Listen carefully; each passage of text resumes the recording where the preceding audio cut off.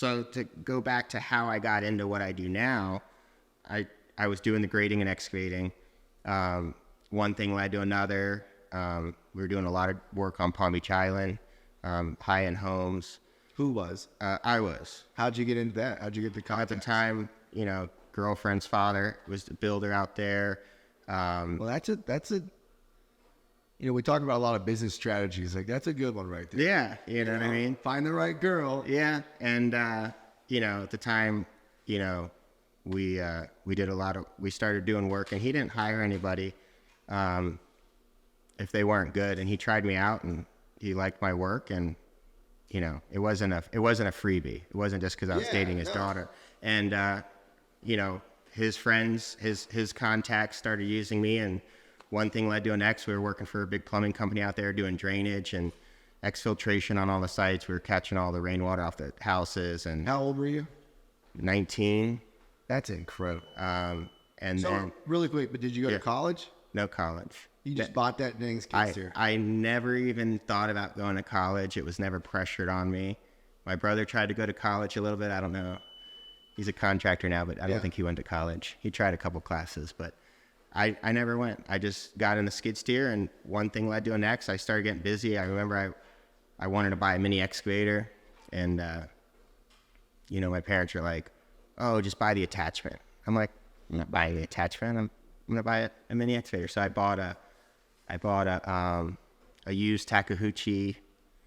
I don't even know what model it was. Had so much play in the bucket, but bought it and was keeping it busy. And after like 6 months, traded it in, bought a new Kubota at the time. But on the Big Ag Show, we like mostly all brands. Well, we're gonna get to the evolution of the green and yellow. Yes, we are. But so I bought a Kubota, and at the time I was just going whoever would finance me. You know what I mean? And we went from one Bobcat to two Bobcats to one excavator to two excavators. I had some single axle dump trucks running at this time. I was selling mason sand. I was doing haul offs. How about employees? Employees, I had two. It was me and one guy. At that point, I was kind of on like the 2 to 3 trying guys out. And then I seen the 2009 recession kind of coming.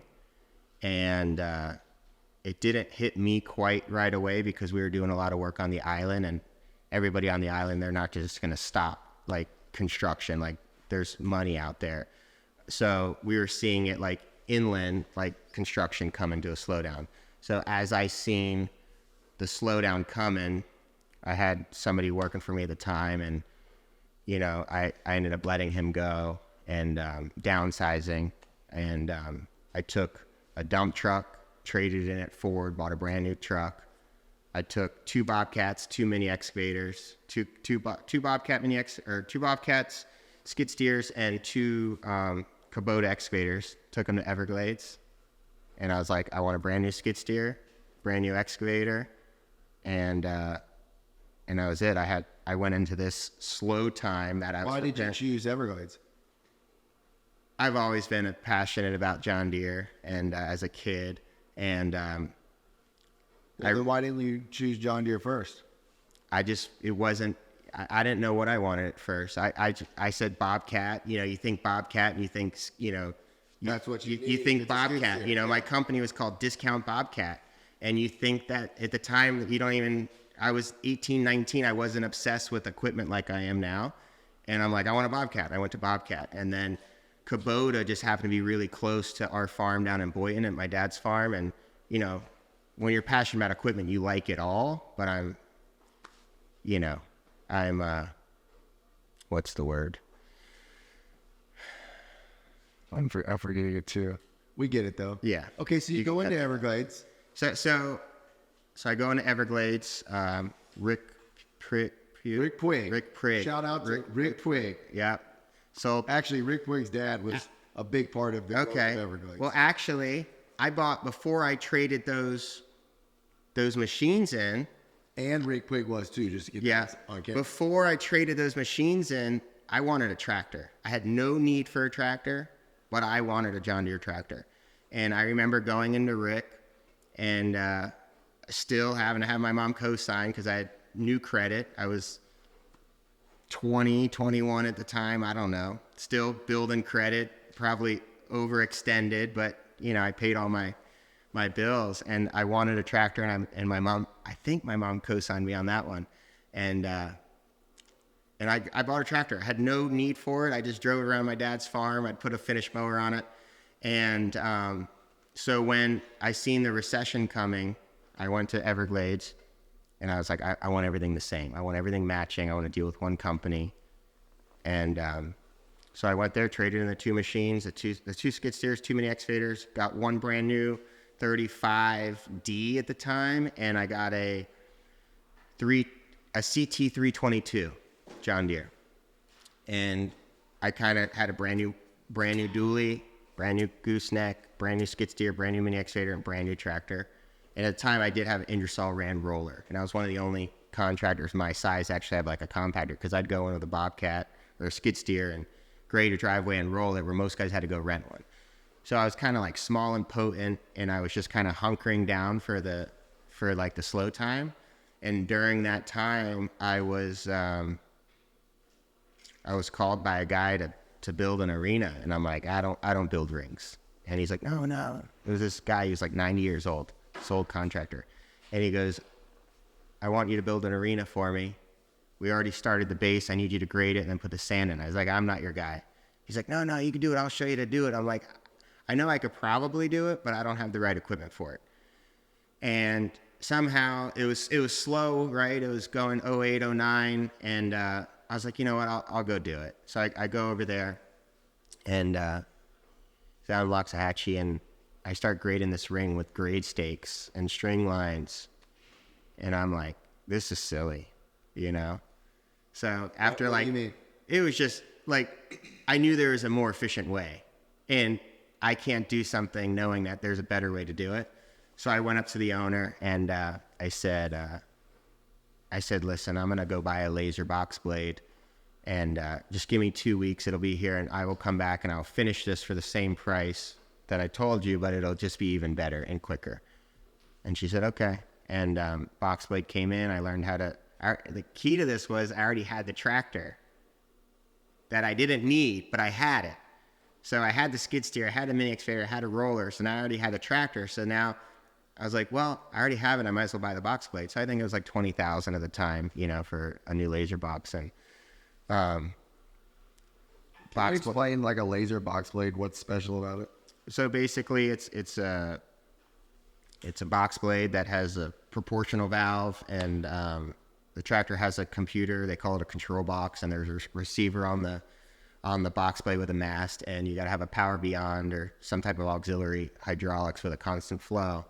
And you set your laser up, and that eye stays on laser. So the box blade is fully automated up and down, but you have to know where to take the, by how the box blade's cutting. If wheels are up and the thing's full of material, you got to manually override it, take the material to the lower side of the ring or the hole that you notice as you're filling. So you kind of map it out when you set your laser up, kind of go all over the place and see where the box blade's touching, where it's not, and then you kind of use that as like your GPS in a sense, and you fill and cut and fill. You don't just drive around and not look back. You still gotta, keep an eye on it and have common sense of where to bring the material to and where to steal material from. So box blade came in, did the job. She was happy. We were actually rebuilding my dad's farm at the time. We sold the farm in Long Island in 2009, and after that was done, my dad rebuilt his farm down here, and I built his ring, and then word spread like wildfire, and next year I was doing a ring here and then a ring here. When you build a ring, though, in the highest summary level, what does that consist of? Basically back in the day, it was showing up to an empty field, and they're like, I need an arena, and we would, get rid of the grass, laser grade, subgrade, build a base, bring in a footing. What's the base made of? Back in the day, it was just like a shell rock or a crushed concrete, Now our bases are full drainage rocks. We only build all-weather rings now, so they never have puddles on them. We use a high quality sand and, fiber mix.